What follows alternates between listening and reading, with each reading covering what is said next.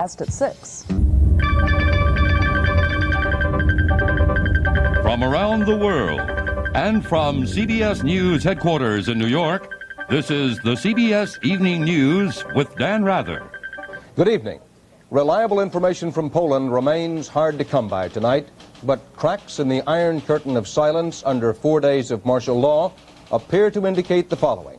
The Soviet-backed Polish military continues to crack down and crack down hard. No confirmed reports of the military firing shots at resistors, but strong indications that they are increasingly calling the shots. Tom Fenton is monitoring the latest developments from London. Poland's new military rulers appear to have won control of Warsaw. The streets of the capital, seen today on Polish television, are reported to be calm after a nighttime operation in which large numbers of soldiers and police broke into factories to end a wave of sit-in strikes. Diplomatic sources said it was a very efficient operation without bloodshed. A Polish American who arrived in Berlin from Warsaw said people were calming down and food shortages were less severe. Seems to be a little better distribution than it was before. That's what I understand the army wants to achieve. Very severe restrictions, but they do have full stomachs. Strikes and resistance to martial law continued in the rest of the country, in the vital coal mining region of Silesia, in the shipyards of Gdansk, and in Lublin, Poznan, and Lodz. There were reports of clashes with security forces in Krakow and Nowa Huta.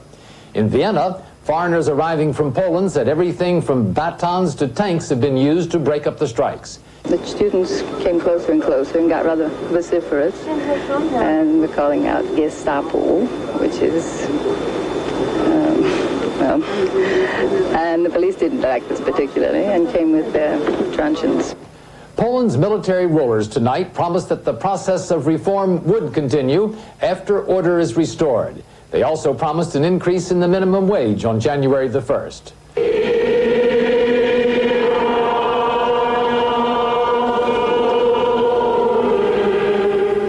In a refugee camp outside Vienna, Poles who fled their country before the frontier was closed prayed for relatives and friends they left behind in what has become a country of 35 million hostages. Tom Fenton, CBS News, London. One of the things Poland's military authorities fear most is a revolt among the ranks of those charged with administering the martial law. Correspondent Ike Pappas reports from Washington tonight that the fear has to some extent come true. Pappas has learned that some elements of Poland's citizens' militia are disobeying orders, refusing to enforce the martial law, even staging strikes of their own and throwing away their weapons. And White House correspondent Bill Plant reports tonight that the Reagan administration plans to step up its previous low-key response to events in Poland.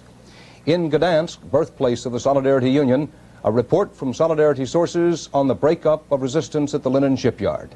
Sunday, 13,000 workers gather there to protest martial law. Management asks them to leave. After some argument, 7,000 protesters leave under police protection. The rest stay. Tensions build. Today, troops, backed by heavy armor, enter the yard gates. Injuries and detainees, unknown. The United States, which has protested restrictions on the movements of American diplomats in Poland, today went beyond talk and took some action. Robert Pierpoint reports.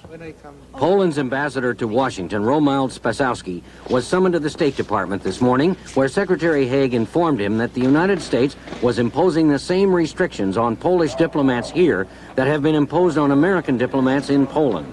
This retaliatory action means Polish personnel working in the embassy here in Washington, as well as those at the Polish consulates in New York and Chicago, are not to travel more than 25 miles from their respective offices. After conferring with Haig, Ambassador Spasowski talked briefly with reporters. It seems to me that the crisis is deepening. At today's noon briefing, a State Department spokesman again warned the Soviet Union not to intervene, then openly attacked the Polish government.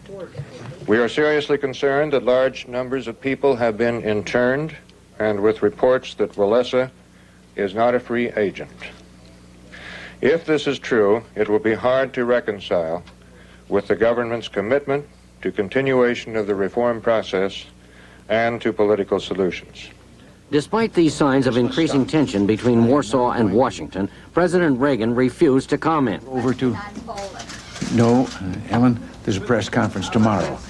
But President Carter's foreign policy advisor, Zbigniew Brzezinski, after conferring with Secretary of State Haig, was clearly depressed over developments in the land of his birth. My judgment is that this, in any case, is Soviet intervention by proxy, and that the effort in Poland now underway is designed not just to contain the influence of solidarity, but actually to destroy it. Some experts are now coming to the gloomy conclusion that General Jaruzelski's martial law is succeeding in breaking the back of the Solidarity Labor Union and restoring the harsh rule of the Communist Party. If that is the case, the Soviet Union has won the battle against freedom for Poland without firing a shot. Robert Pierpoint, CBS News at the State Department. CBS News will cover that presidential news conference, Mr. Reagan's 6th, live tomorrow afternoon at 2 o'clock Eastern Time. Strong words from Polish-born Pope John Paul today to the military authorities in his homeland. The Pope told them to make their points at the bargaining table, not at the point of a gun. Richard Roth reports the pontiff made his point in several languages, Polish among them. John Paul's remarks came at his regular Wednesday audience at the Vatican, where the crowd of 6,000 included about 200 pilgrims from Poland. Some were to have returned to Krakow yesterday. Their plans are now uncertain. Niepokój jest uzasadniony. The Pope spoke to them in Polish, but his statement was clearly aimed at the government in Warsaw. Power and authority, he said, are expressed through dialogue, not through violence. He decried the imposition of martial law, saying it had cut off dialogue. He urged Poland's leaders to return to what he called the road of renewal. It was the Pope's strongest criticism yet of developments in Poland, repeated in Italian so others in the Vatican Hall could understand, and reaffirmed in English when the Pope stopped near news cameras. You have my message. You have my message. Within hours, Vatican Radio was beaming the message back to Poland in the Polish language in one of its regular 3 times a day shortwave broadcasts. Most other communication between here and the church in Poland is said to have been blocked. Tonight, church sources describe the Vatican as frustrated over the continuing break in communications, but still inclined to preach moderation. One Vatican official described the Pope's position as extremely delicate, explaining that while John Paul is now publicly expressing his anxiety over events in Poland, he wants to avoid any comment that might make the situation worse. Richard Roth, CBS News, Vatican City. One Warsaw radio broadcast today spoke of Poland's desperate food shortages. The broadcast outlined new official sanction, new official efforts to try to win the war of nutrition and, no doubt, try to win over the population by doing so. The announcement that bread, recently subject to panic buying, is now to be rationed, 1 loaf per person.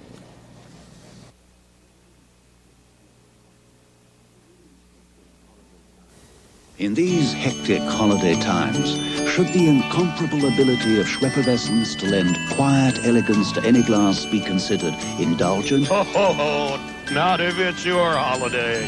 Schwepping it up, schwepping it up. Treat yourself to a share of the wealth when you're schwepping it up. Tonic water, bitter lemon, club soda, and ginger ale. Schwepping it up. Isn't that Ciara? What does it remind you of?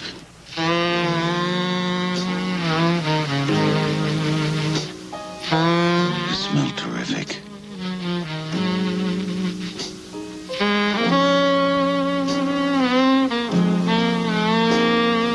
Ciara, the thoroughly female fragrance. What will it remind you of?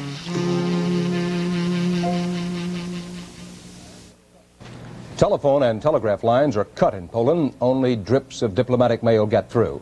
This severe communications clampdown is all but complete. But a man in Andra, California, near Palm Springs, believes he cracked that blackout. David Dow has the story. Dr. Seymour Lasonsky has frequently exchanged shortwave messages and calling cards with Polish amateur radio operators.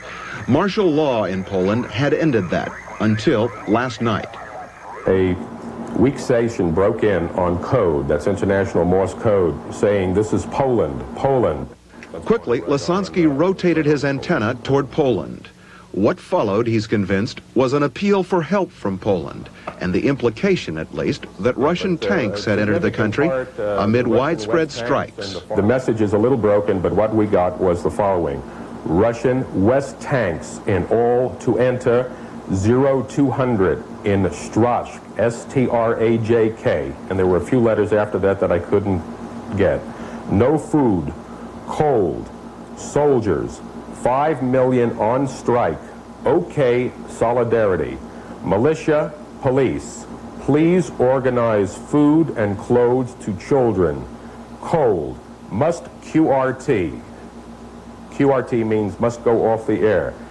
Thanks, my message to the USA, tell the West my QTC, which is my message, and that was it. Lasansky tried, without success to date, to regain contact with the station. The State Department still says it has no evidence of any Soviet military activity in Poland. David Dow, CBS News, Anza, California. Much closer to Poland, ham radio operators on a Danish island wait tonight for word from Polish counterparts. No word yet received. And Don Kladstrup reports they also watch and wait for Polish refugees. Because the Polish coast is only 35 miles away, ham radio operators on Bornholm are in frequent contact with counterparts there. But not anymore. Not since Monday, when a message indicated Polish operators were being ordered to cease transmissions and turn in their equipment to authorities. We have been unable to get any word on the situation, said an operator here. We have not received any cries for help. But if assistance is needed, if the political climate in Poland worsens and Bornholm is suddenly swamped by large numbers of refugees, it is available. These are units of Bornholm's civil defense program, rehearsing things they might have to do if refugees were to arrive. Officials say Bornholm is capable of handling 10,000 refugees without any notice, and up to 50,000 given a minimum of time for preparation. Blankets, sleeping bags, and stretchers are stacked and ready in warehouses. Since upwards of 300 to 400,000 tourists descend on this island of 50,000 residents each year, no one on Bornholm seems to think a few thousand refugees would be much of a problem. We don't know how many. There could come, and we will take it as it comes. Over the past year, a few Poles have managed to sneak onto fishing boats and make their way to Bornholm. Some have floated over on rubber rafts. But the Danish Navy, which has been conducting regular patrols near Poland, says security has been tightened around the Polish coast and that the chances of more refugees slipping out are slim. Danish vessels, however, are continuing their surveillance, and officials say they are prepared to assist any refugee who makes it to international waters. Don Kladstrup, CBS News, on the island of Bornholm. The Soviet Union, no doubt, is looking for some political profit from the crackdown in Poland, but it's also apparently using it to turn a financial profit. Gold dealers in Zurich report that since bullion prices have risen in reaction to the turmoil in Poland, Moscow has been selling off increased amounts of gold. Chicago has more than 600,000 residents of Polish descent, and no ban on public assembly such as prevails in Warsaw today. Thousands of Chicago Poles massed in the Loop and sang the national anthem of the land of their fathers. The weather was cold, the demonstration warm.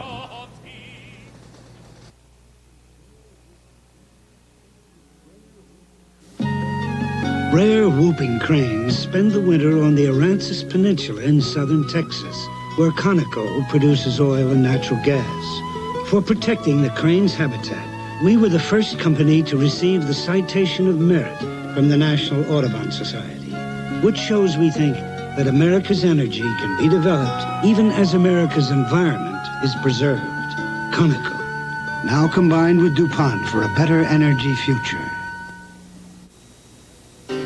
Some 60 years of know-how goes into what we make.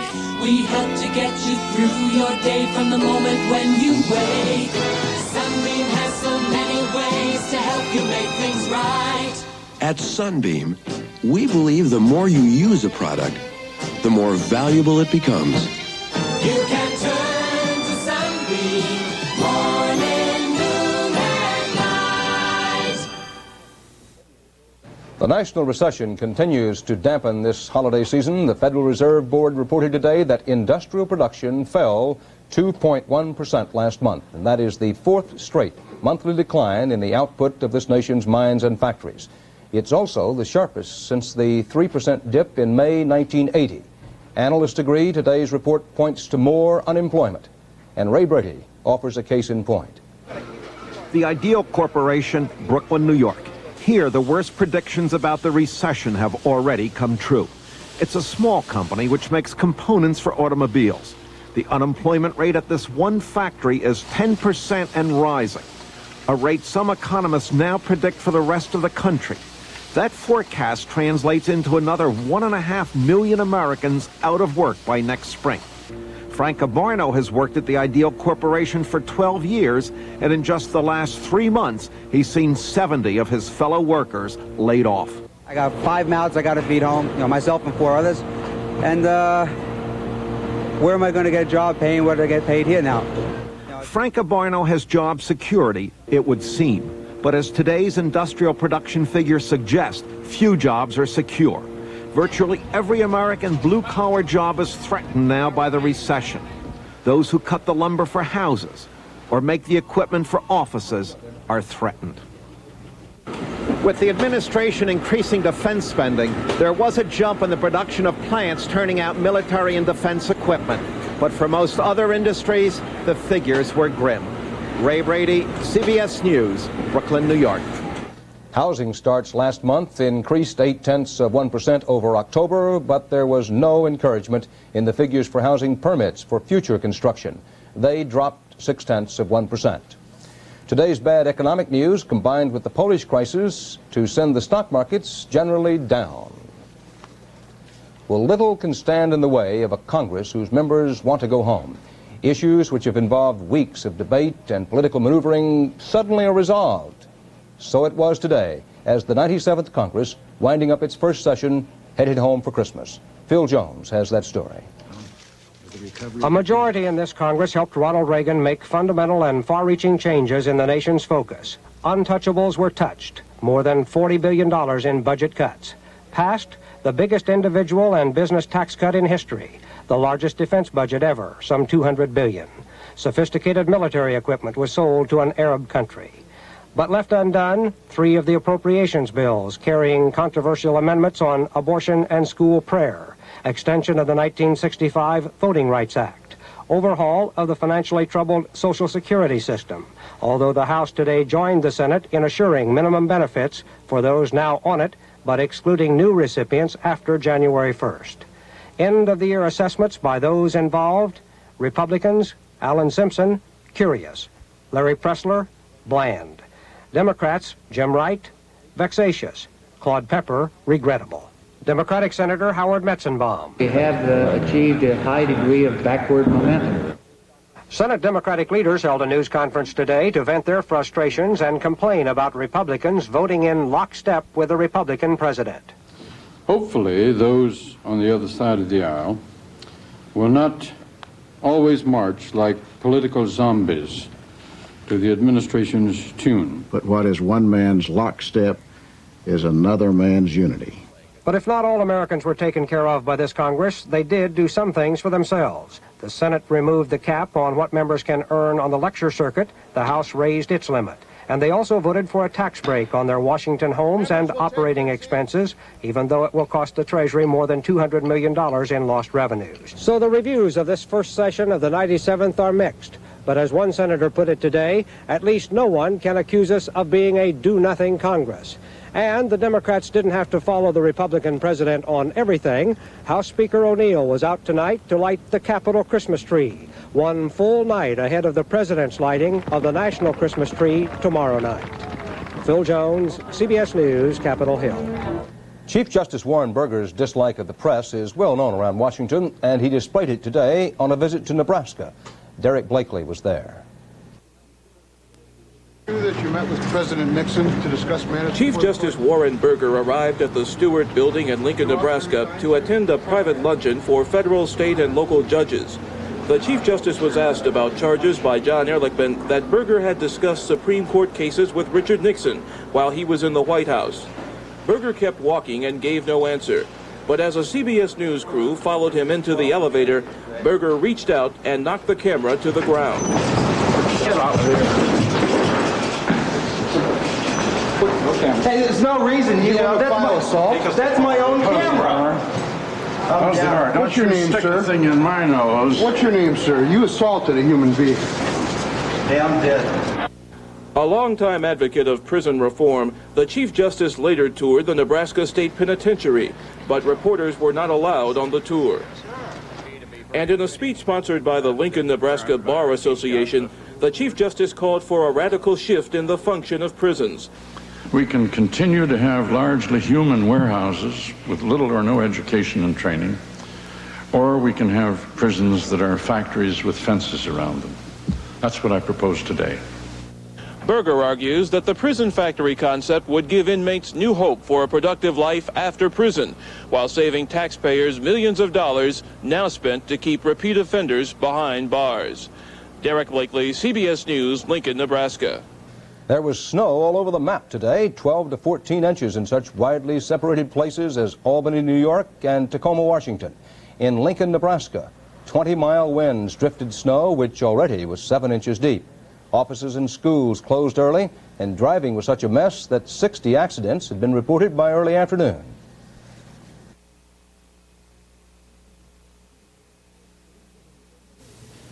Susan, I can't sleep with this darn itch. Neither can I with all your squirming.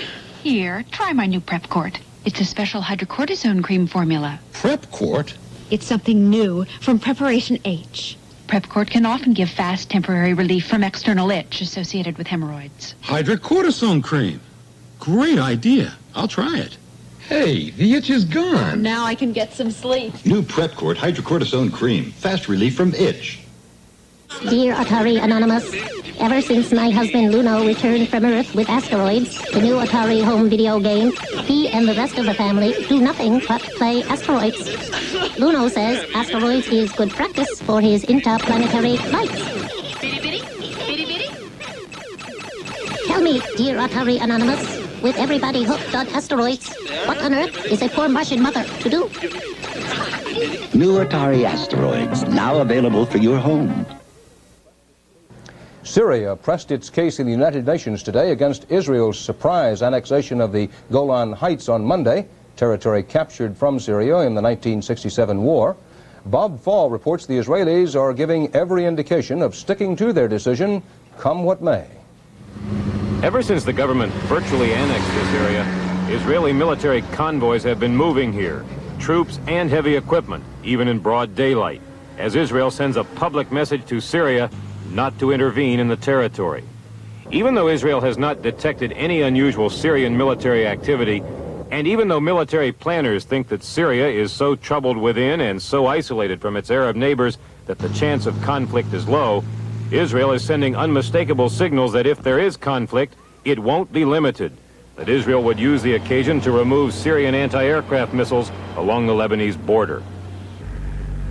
In the Golan Heights itself, opposition to annexation spread today as Arab Druze sympathetic to Syria began a 3-day strike which effectively shut down all commercial activity in towns like Majd al-Shams. Today we decided 3 days to stay in the home. And we see that the Israeli Knesset haven't any right to decide for us. Only the government of Syria have this right. And while most Jewish settlers hailed the move, at this Golan Heights kibbutz, members complained that the government action is provocative. It certainly contributes to hostility in the area, of the Arabs in the area here. Although a lot of Israelis grumble about the way the government rushed through annexation, the measure itself is popular. As for that chorus of international protest, government officials insist all that was anticipated and believe that diplomatic repercussions will amount to little more than a slap on the wrist. Bob Fall, CBS News in the Golan Heights.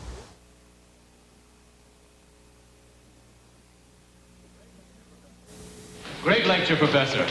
But you know, there's one point I'm not quite clear on. Well, Dean, let's talk about it over some coffee. Whoa! Only half a cup. I thought you liked my coffee. I love the rich taste. It's the caffeine I can do without. Me too. That's why we're drinking Brim decaffeinated coffee. This is Brim. This is Brim. And it's decaffeinated, so you don't have to stop at half a cup. Well, if it tastes this rich, I don't want to stop. Fill it to the rim. With brim. Fill your cup to the rim with the richness of brim. There's a piece of the sun in Polaroid's new sun camera so you don't drag people out in the sun to take pictures. I don't have to stand there and squint? No, it's a new system. Why waste a shot in this light? We turn bad light into good pictures. Didn't waste that shot. You've never been so sure of an instant picture. Perfect. But isn't it expensive? No, but wasting film in bad light is. Besides, you never buy flash or extra batteries. How'd they get that sun in there? They did it at night. You've never been so sure. In Knickerbocker's History of New York, Washington Irving transformed the stately St. Nicholas into a jolly fellow dropping presents down chimneys from a wagon. But as Bernard Goldberg reports from New York, there's something different in the air this season.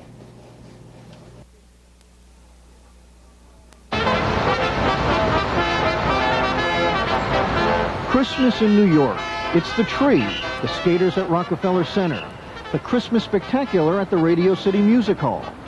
But this year, New York has come up with a new spectacular, a new decoration for the holiday season. What is it? Just what it looks like.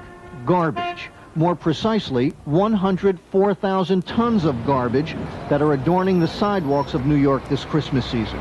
Well, it's certainly not the decoration we'd like to see when we come to New York. It's all because of the 16-day-old New York City garbage strike, a strike by 2,000 private garbage collectors who normally pick up from stores and restaurants. The tourists, as you might imagine, are not amused.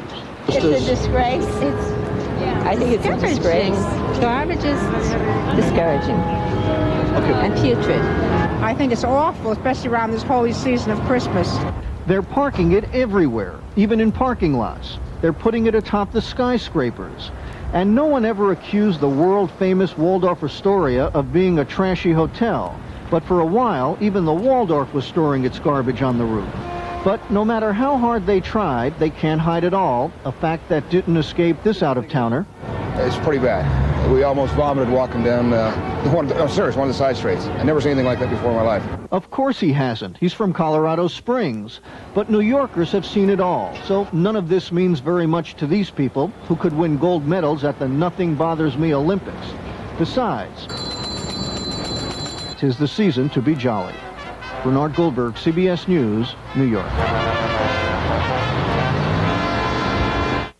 What can I say except Dan Rather? Good night.